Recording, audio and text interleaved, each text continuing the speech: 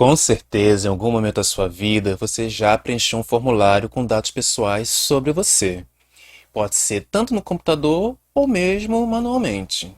Em geral, esses formulários pedem que você autodeclare qual é o seu gênero. E nesse sentido, os mais antigos vão concordar comigo que antigamente os formulários só davam duas opções: ou você se autodeclarava homem ou você se autodeclarava mulher. Quando a pergunta era sobre o sexo, este era ou masculino ou feminino. Contudo, os formulários mais modernos, mais atuais, vão apresentar outras formas da pessoa autodeclarar o seu gênero.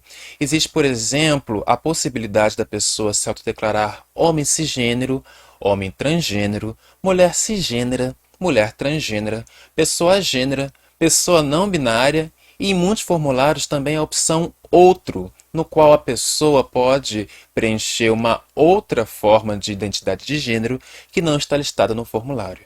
E você, está a par dessas discussões? Sabe por que tem emergido novos conceitos, novas identidades de gênero na qual as pessoas podem se declarar? Sabe definir o que é gênero? Sabe, por exemplo, diferenciar o que é ser uma mulher cisgênera e uma mulher transgênera? Sabe como todas essas discussões afetam a educação e a educação musical? Pois bem, no vídeo de hoje vamos discutir aspectos relacionados às teorias de gênero. Meu nome é Renan Santiago e você está no Músicas no Plural.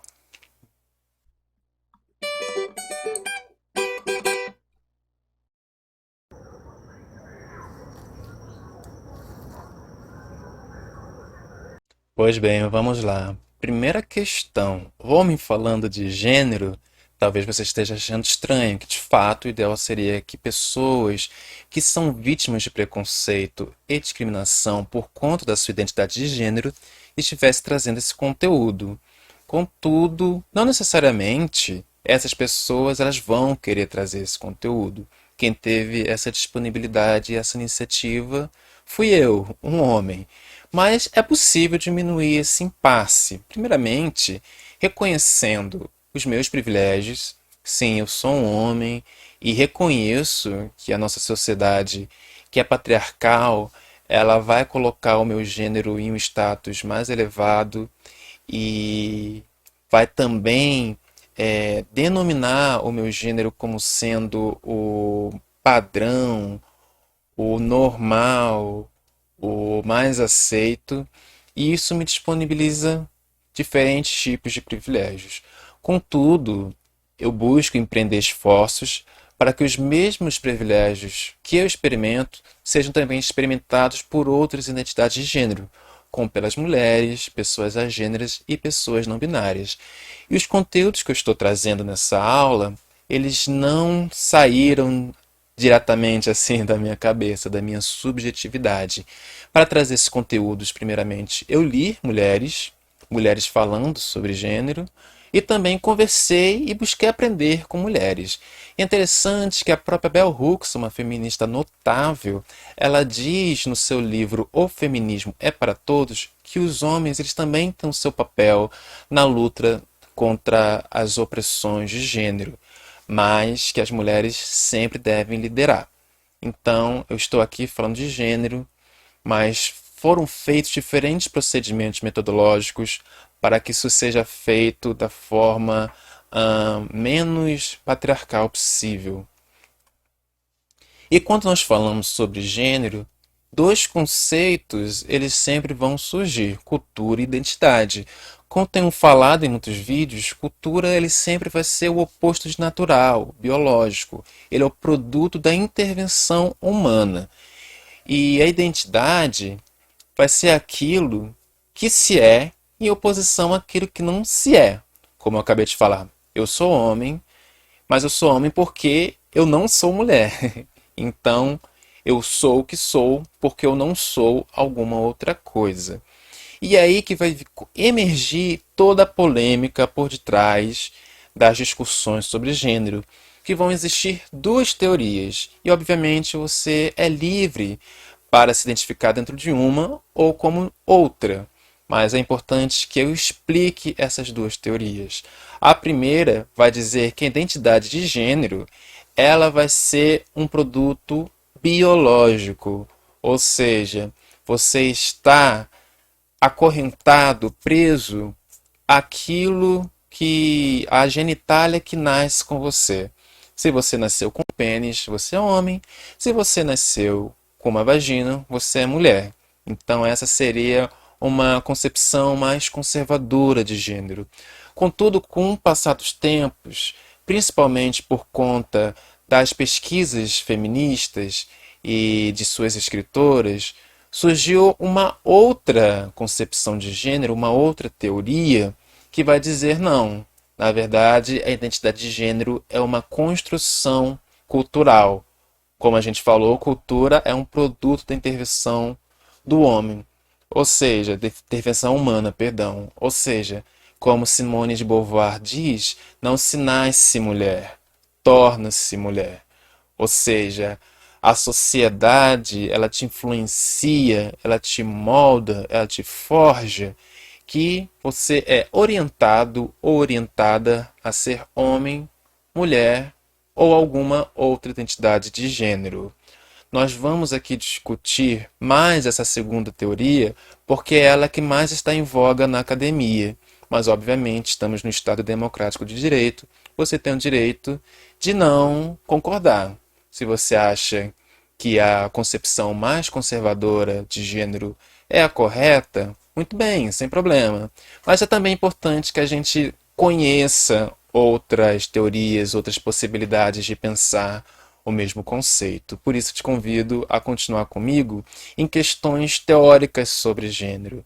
Guaracira Louro, na versão que eu tenho de 2014, ela define gênero como sendo a condição social pela qual somos identificados como homem ou como mulher, como acabei de falar, sem uma necessária relação com a biologia, ou seja, com a genitália, e também com outros aspectos, né, biológicos, como os seios, formato do quadril, cabelo longo, certos órgãos internos, como útero, ovário, a presença ou não desses órgãos. Né? Não existe uma relação direta entre a biologia e a identidade de gênero. E nisso vão emergir dois conceitos: a cisgeneridade e a transgeneridade. Embora não exista essa relação entre direta entre biologia e identidade de gênero, ela pode acontecer. Pode acontecer que uma pessoa nasça com pênis e que no desenrolar da sua vida ela se autodeclare como homem. Da mesma forma, pode acontecer que uma pessoa nasça com vagina e que no desenrolar da sua vida ela se auto-identifique enquanto mulher. Contudo, essa é só uma possibilidade. E se essa relação biologia e autoidentificação ocorrer, se diz que é uma pessoa cisgênera. Então, o homem cisgênero, ele se autoidentifica como homem e nasceu com pênis. Uma mulher cisgênera, ela se autoidentifica como mulher e nasceu com vagina. A transgeneridade é uma outra possibilidade. Se, por exemplo, uma pessoa nasce com pênis, mas no decorrer da sua vida ela se auto-identifica quanto mulher, ela é mulher. Contudo, é uma forma diferente de expressão dessa mulheridade, dessa femininidade. Ela vai ser uma mulher transgênera. Da mesma forma, um homem que nasceu com vagina, mas se autodeclara enquanto homem, é um homem, contudo, é um homem transgênero. São diferentes formas de ser homem ou mulher. E nisso vão surgir dois problemas nessa definição da Guaracira Louro: a questão do binarismo e da autoidentificação. Como assim binarismo? É porque na definição que ela traz, ela vai colocar que o gênero é a condição pela qual somos identificados como homem ou como mulher. Mas como a gente vai ver abaixo, existem outras identidades de gênero, ou seja, existem outras formas pelas quais as pessoas podem se identificar. Pessoas não binárias são justamente pessoas que não se enquadram dentro desse binarismo, homem e mulher. Disso nasce essa denominação, pessoa não binária. Ela não se vê nem como sendo homem, nem como sendo mulher, não sendo aquilo que a sociedade chama de homem e nem aquilo que a sociedade chama de mulher. Lembrando que o gênero é uma construção cultural dentro dessa teoria. Nisso vão surgir, por exemplo, as pessoas queer, que são pessoas que estão dentro desse espectro não binário, que são pessoas que não se veem como sendo homens ou como mulheres. Vão surgir, por exemplo, a gender fluids, que são pessoas que transitam dentro dessas identidades de gênero. Num dia, por exemplo, essa pessoa pode se identificar como sendo homem, mas durante o passar do tempo, talvez dias, talvez semanas, talvez anos, vai depender de pessoa para pessoa, ela pode começar a transitar e se auto-identificar como homem. E nisso fazer essa, essa fluidez de gênero, né? Ela não é fixa como sendo homem ou como sendo mulher. Ela flui. Existe a possibilidade é, da pessoa se auto-identificar como two spirits. Isso é muito comum nos indígenas de certas etnias do Canadá.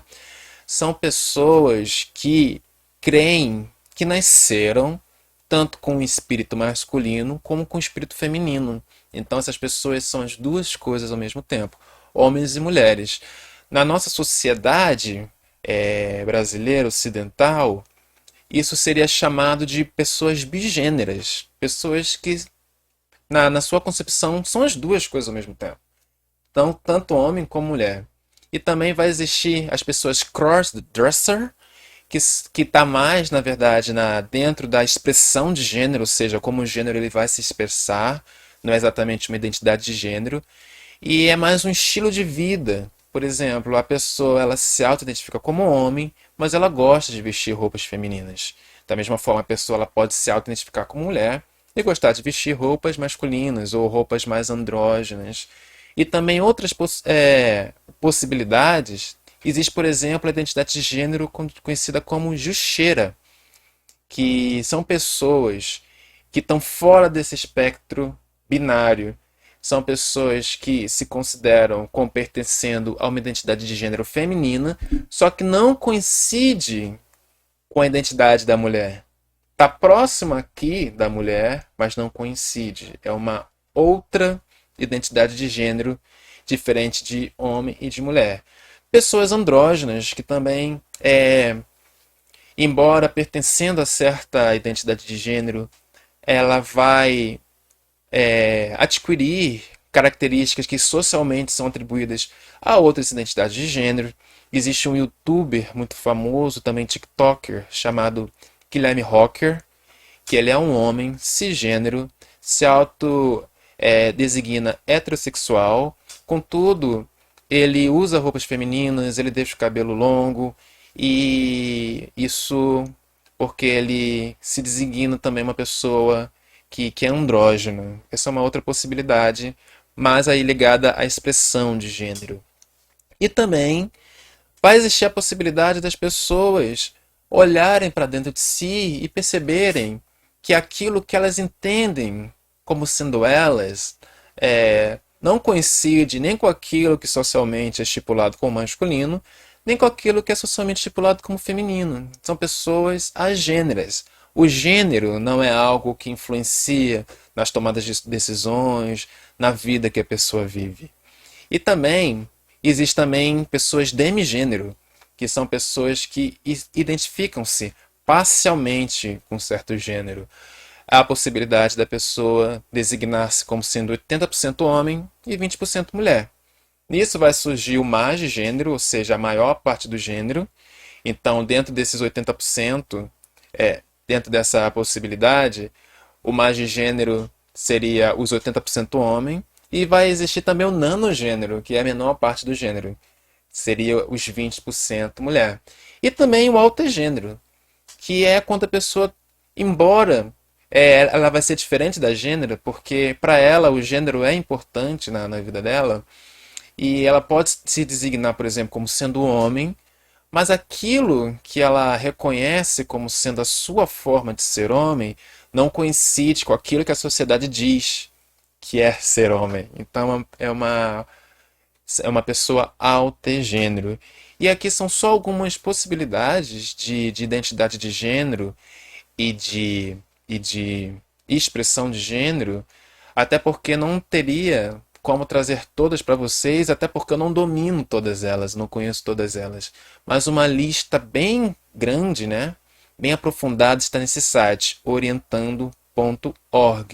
E percebam que o nome do site é interessante, porque ele vai trazer que essas possibilidades, elas são orientações, ou seja, por conta da cultura, das imposições sociais, de certa forma, somos orientados, somos orientadas a um gênero ou ao outro. Não é uma opção.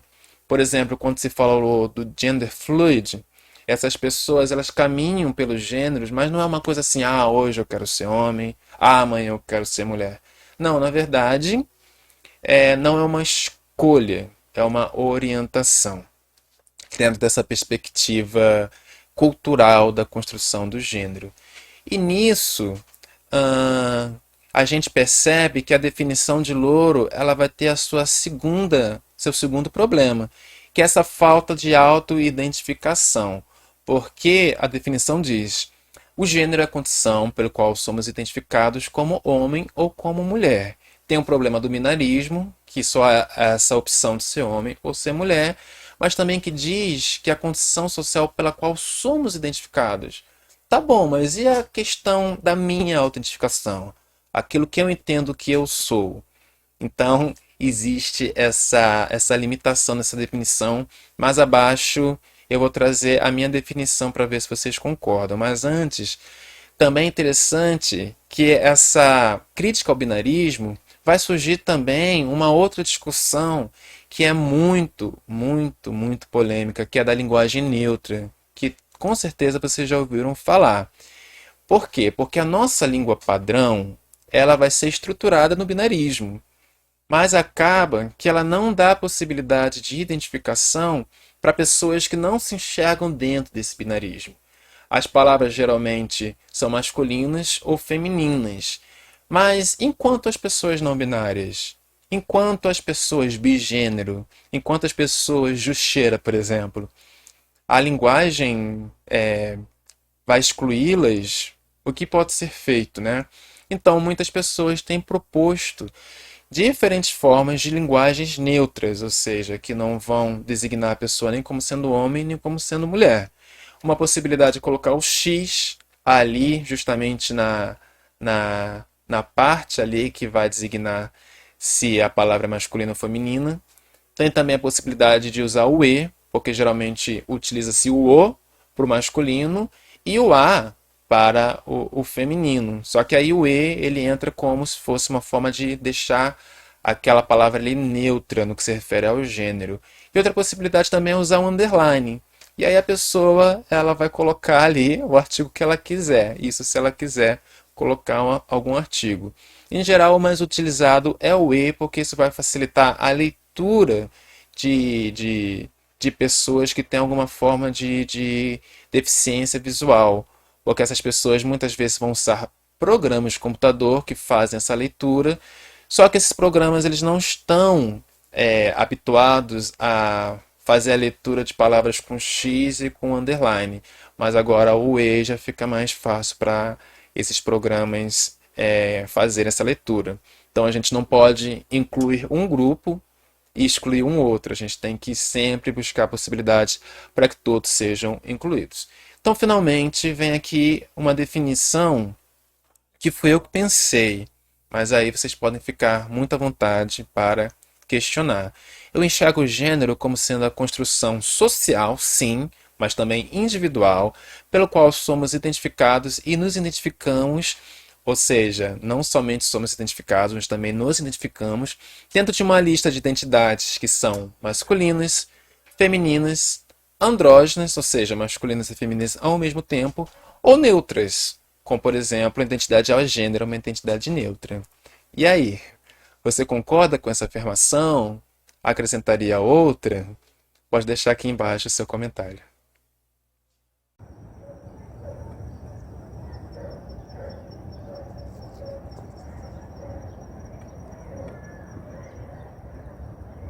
Pois bem, mas afinal de contas, por que as discussões de gênero são tão importantes? Basicamente porque na nossa sociedade, da forma com que ela foi construída durante os séculos, o gênero ele define basicamente tudo. As roupas que alguém vai usar, homem veste calça, mulher veste vestido. A forma com que alguém se senta, a gente ouve bastante isso, principalmente as mulheres. Ah, senta que nem mocinha, não senta com a perna aberta, não sei o quê. Os brinquedos de infância, menino não pode brincar de boneca, menina não pode brincar de carrinho. As cores que alguém vai usar, menino vestido rosa, de jeito nenhum. O banheiro que alguém vai usar, essa é uma discussão muito importante no âmbito da educação, porque em muitas escolas se quer que as mulheres trans usem o banheiro masculino. Contudo, essas mulheres no banheiro masculino, elas podem sofrer assédio de parte dos outros estudantes. Mas nos banheiros femininos, muitas vezes elas não são aceitas pelas outras mulheres, porque muitas não passaram pela cirurgia, muitas vezes porque não quiseram passar, mas ainda possuem o pênis. Então essas outras mulheres se sentem incomodadas, muitas vezes amedrontadas pela presença de uma mulher trans no banheiro feminino. Então, aonde que essa mulher trans ela vai usar o banheiro? Em alguns lugares, essas mulheres trans no ambiente escolar, elas têm que usar o banheiro da sala dos professores, têm que usar o banheiro da secretaria da escola. Então acaba que isso vai influenciar até mesmo aonde que a pessoa faz as suas necessidades. Também os sentimentos que alguém pode sentir. Ah, você é menino, você não pode chorar. Você é menino, você não pode ficar bravo, você não pode gritar. Então, o gênero, ele basicamente vai definir tudo. Todas essas regras sociais, contudo, são construções culturais e historicamente determinadas. Então, por exemplo, a construção dos banheiros, isso foi algo que é produzido culturalmente, que é fruto da intervenção dos seres humanos. Não existe algo natural, biológico, que diga que mulheres têm que fazer suas necessidades aqui e homens ali, ou que meninos têm que brincar com esses brinquedos e meninas com esses brinquedos, ou que uma cor de fato é de homem, outra cor é de mulher. Então, quando elas causam opressão, elas podem ser repensadas. Então, embora o gênero ele defina tudo, podemos repensar se ele de fato deve definir tudo. E nisso vão surgir vários desafios das mulheres na sociedade. O machismo diário, todas as mulheres elas sabem que podem falar muito melhor que eu, os assédios e o preconceito que elas sofrem por serem mulheres. O maior acesso à escolarização, mais menores salários, isso também é um dado. De fato, as mulheres, elas, comparando com homens, elas têm uma escolarização maior, mas isso tem uma explicação. Os homens, em geral, por serem vistos como sendo aqueles que devem manter a casa, em muitas ocasiões eles precisam sair das escolas, parar o seu processo educacional para começar a trabalhar. As mulheres que não têm essa mesma necessidade, elas conseguem ficar mais tempo, estudar mais tempo, acabar o ensino médio, acabar o ensino superior. Contudo, quando elas vão para o mercado de trabalho, embora tenham uma escolarização maior, elas recebem salários menores em relação aos homens na mesma função. Então é um problema muito grande. Maior risco de assédio, violência doméstica e feminicídio. Menos acesso a cargos de responsabilidade e de liderança no âmbito da música.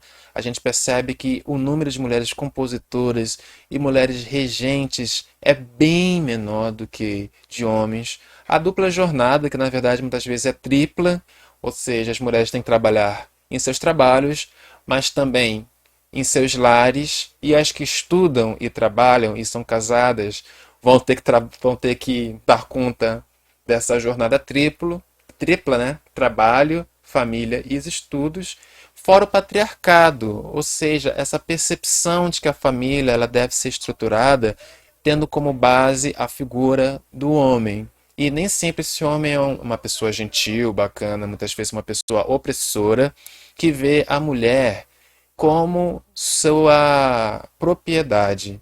Então, ela é tratada como um ser de segunda categoria. E quando a gente pensa nisso no mercado de trabalho, e tendo como base a falácia da meritocracia, a gente percebe que não. O mérito nem sempre é. A gente pode pensar no mérito como algo democrático, porque as mulheres elas têm barreiras a superar que os homens não têm. Então essa corrida é uma corrida muito desigual. E quando a gente pensa nas mulheres trans, aquelas que eu falei no começo, os desafios são ainda maiores.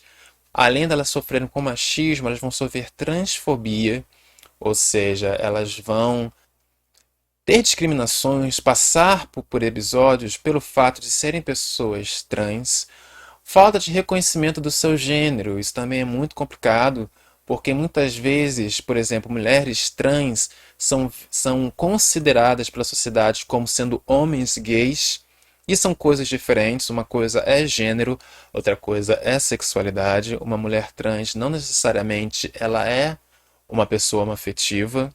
Ela, na verdade, ela é uma pessoa cuja diferença está na sua identidade de gênero. Sexualidade é uma outra coisa que vai ser assunto para um outro vídeo.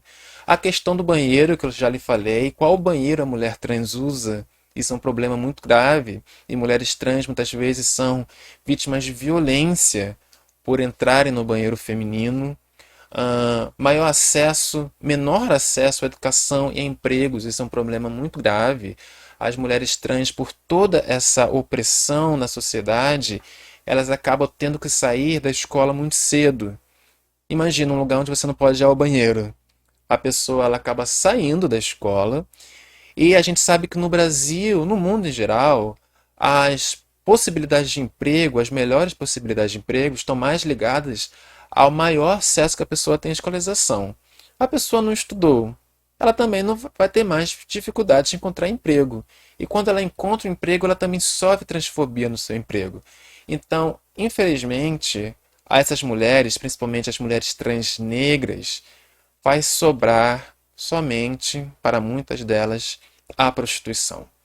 Por isso é importante que haja mais políticas de cotas que busquem incluir as pessoas trans, porque a sociedade se estruturou de uma forma que essas pessoas são violentadas dia a dia, de diferentes formas, e sendo excluídas dos ambientes escolares e dos ambientes empregatícios. Fora a cisnormatividade, ou seja, a cisgeneridade, aquilo que eu falei com vocês, essa equiparação, essa coincidência entre identidade de gênero e a, o, o, o possuir certa genitália é visto na sociedade como algo normal, ou melhor, como sendo o normal, né? Ser cisgênera é ser normal. E tudo que foge dessa cisnormatividade é visto como patológico, como deficiente,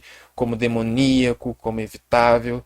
Então, essa cisnormatividade vai voltar lá em cima, no item 1, que é a transfobia. Então, a gente percebe que existem diferentes formas de serem mulheres, de ser mulher, mas todas as mulheres vão sofrer dentro da nossa sociedade patriarcal. Mas as mulheres trans vão ter desafios ainda maiores a superar. E nisso surge o feminismo. O feminismo, ele não é exatamente o que muitas vezes é dito na mídia. A gente percebe que a mídia, muitas vezes, coloca o feminismo como sendo uma oposição ao homem. Ou seja, as mulheres que querem, entre aspas, tomar o lugar do homem e serem as opressoras. Não, não é isso. Na verdade, em geral, o feminismo ele é um movimento de igualdade entre gênero. Ou seja, estamos numa sociedade patriarcal e os gêneros estão vistos de forma desigual, o feminismo ele vai buscar equiparar esses gêneros. Então, um movimento social de caráter identitário, assim como o movimento negro, o movimento indígena, e que vai buscar os direitos da mulher na sociedade. E ele é muito além do feminismo radical, porque muitas vezes o que se diz de feminismo vai coincidir com apenas um grupo do feminismo, um tipo de feminismo, que é o feminismo radical, que é um feminismo que se opõe mais à figura do homem, que busca cercear de alguma forma e se opor a qualquer forma, às vezes masculina. Mas existem outros grupos, porque o feminismo é um movimento social diverso e muitas vezes conflituoso. Dentro do feminismo existem embates, não existe uma coincidência. Vai existir o feminismo radical, mas também vai existir o feminismo liberal, que é uma das primeiras formas de feminismo e que foi pensado pelas mulheres burguesas, pelas mulheres de classe média, as mulheres capitalistas. Por exemplo, as mulheres brancas que queriam ter direito ao voto, mas que tinham ali dentro das suas casas uma empregada negra mal paga. Então seria o feminismo liberal, seria uma forma de feminismo que busca os direitos de certas mulheres, né? Em geral das mulheres que pertencem às elites. E nisso, já que as mulheres são diferentes entre elas e têm também outros atributos identitários, como por exemplo a raça, surge o feminismo negro, que vai pensar na condição específica das mulheres negras, que é diferente das mulheres brancas. Por exemplo, antigamente, conta Carla Cotirene no seu livro O que é interseccionalidade, as mulheres negras elas buscavam emprego nas fábricas e elas ouviam, opa, mas aqui nós já temos mulheres trabalhando, mas eram mulheres brancas. E também nós já temos negros trabalhando, mas eram homens negros, né? Então o que sobrava para as mulheres negras? Nenhum emprego. Então é necessário também pensar nessa perspectiva interseccional, entender que mulheres negras têm demandas que são diferentes de mulheres brancas e que são diferentes de homens negros. O feminismo marxista ele é pensado dentro dessa questão das diferenças de classes, dentro desse referencial teórico marxista. E também emerge hoje em dia o feminismo islâmico, que é muito interessante, porque a gente vê lá no Oriente Médio as mulheres de burca, as mulheres muitas vezes totalmente vestidas, e a gente vê isso como uma forma de opressão.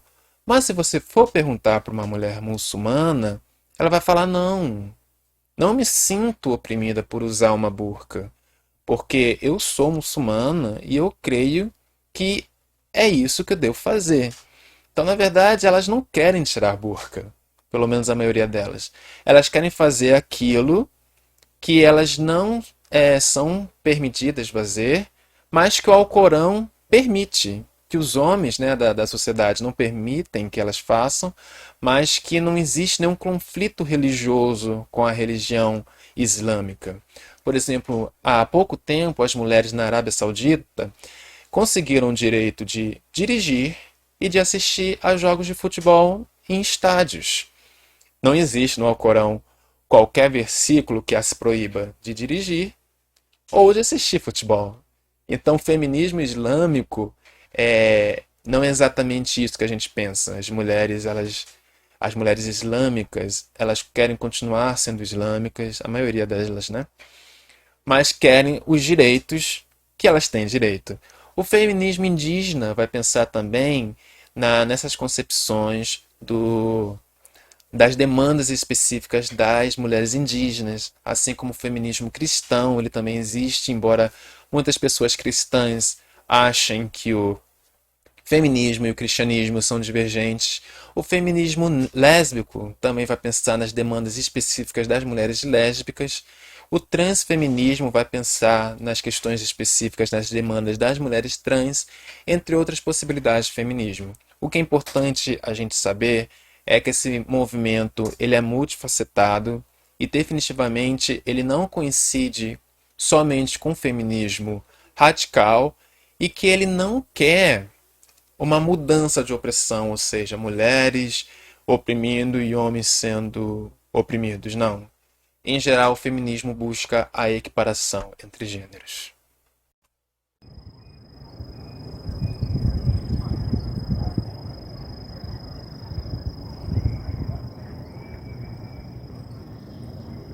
Como foi falado, o feminismo ele busca a equiparação entre os gêneros e luta contra a opressão da mulher na sociedade. Contudo, mesmo assim, muitas mulheres criticam o feminismo. Na sociedade brasileira, porém, todas as mulheres, direta ou indiretamente, vão ser beneficiadas pelos ganhos que o feminismo acabou conquistando no decorrer dos séculos. Esse quadrinho, cuja fonte está aqui na descrição desse vídeo, vai mostrar algum desses benefícios conquistados. O quadro tem uma moça que fala: Nossa, quanto mimimi, eu não preciso do feminismo. E aí do nada surge uma fada que realiza esse desejo e o feminismo some. Vamos ver o que vai acontecer. Primeiro, nada de calça, elas foram conquistas feministas. Agora o marido, ele foi escolhido pelos seus pais, agora é o seu responsável legal. Só ele trabalha e você tem que ficar em casa costurando e criando doenças psicossomáticas. E ele é responsável pelo seu dinheiro. Ah, você tem 57 filhos, e o moço fala, quero mais 17. Afinal, métodos contraceptivos foram uma conquista feminista, né? Além disso, ele é bem mais velho e tem sífilis. E você é obrigada por lei a transar com ele ou apanha. Não, fala a moça, como que eu mudo isso? Através do voto, mas você não pode votar. O voto feminino foi uma conquista feminista. Então, todas as mulheres na sociedade brasileira são beneficiadas pelo feminismo, querendo ou não. E é interessante também a gente pensar que o feminismo ele se foca na identidade da mulher, mas os homens também são beneficiados, porque essa divisão de gênero ela também vai oprimir o homem. Claro que bem menos do que a mulher, mas também essa opressão atinge o homem. Primeiramente, homens não são máquinas sexuais, como é ensinado, que tem que satisfazer qualquer pessoa que apareça na frente. Vocês têm direito de dizer não quando querem ficar com uma mulher, quando não querem ficar com uma mulher, sem serem chamados de bicha. A taxa de suicídio é 3 vezes maior entre os homens. Vocês podem chorar, como que a gente falou, o gênero ele vai afetar até os nossos sentimentos. Os homens não podem chorar. Broxar é comum, isso não é motivo de culpa ou vergonha. Vocês também precisam falar sobre emoções e sentimentos. E vocês não têm que ser responsáveis pela vida financeira de ninguém. Claro, a não ser que isso seja acordado entre o homem e entre a mulher. Finalmente, chega-se às considerações finais. A educação musical ela não está alheia às diferenças de gênero e, em geral, muitas práticas musicais elas reproduzem e produzem estereótipos de gênero. O vídeo de hoje foi mais teórico, mas haverá um outro vídeo no qual essas discussões serão mais relacionadas a disciplinas de música. Mas o mais importante a ser dito hoje é que é possível sim reverter esse processo por meio de uma educação musical antidiscriminatória e que valorize as diferenças de gênero. Muito obrigado por ter assistido o vídeo até aqui. Caso tenha alguma dúvida, comentário ou crítica, pode deixar aqui um comentário ou me escrever por meio do musicasnoplural@gmail.com. Muito obrigado, fica com Deus e até a próxima.